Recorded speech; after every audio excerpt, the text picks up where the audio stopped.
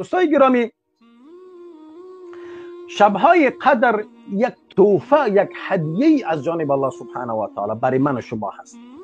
رسول اکرم صلی الله علیه و سلم مهربانی میکنن امتای پیش، این قبل از ما بنی اسرائیل 1000 سال اونا جهاد میکردن، روزها کار میکردن و شبها جهاد میکردن.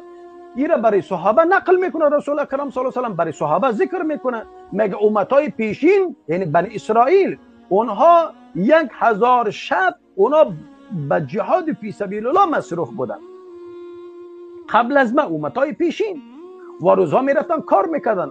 اصحاب کرام ایران ماندن که یا رسول الله اونا 1000 سال خب ما عمر نداریم، عمر ما با 1000 سال نمیرسه، یعنی ما از او پیشی گرفته نمیتونیم. اونا که شبها را به جهاد میپرداختن و روزها را به ذکر و مناجات و به کار و کسب غریبی میپرداختن. اما این چطور ما با فضل و مرحمتی که بالای اونها نائل شده به ما دست پیدا بکنیم؟ سبحان الله.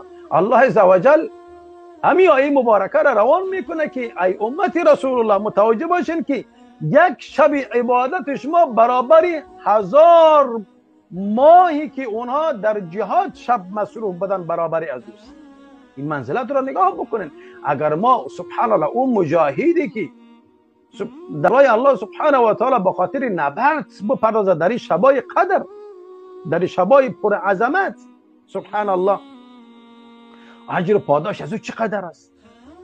اجر و پاداش از او چقدر است؟ ای مسلمان فکر بکنین. اما این شبها را کوشش بکنین که به ذکر و مناجات و به طاعات و عبادت بگذرانین. اشکو فهل لی یا الهی نفحة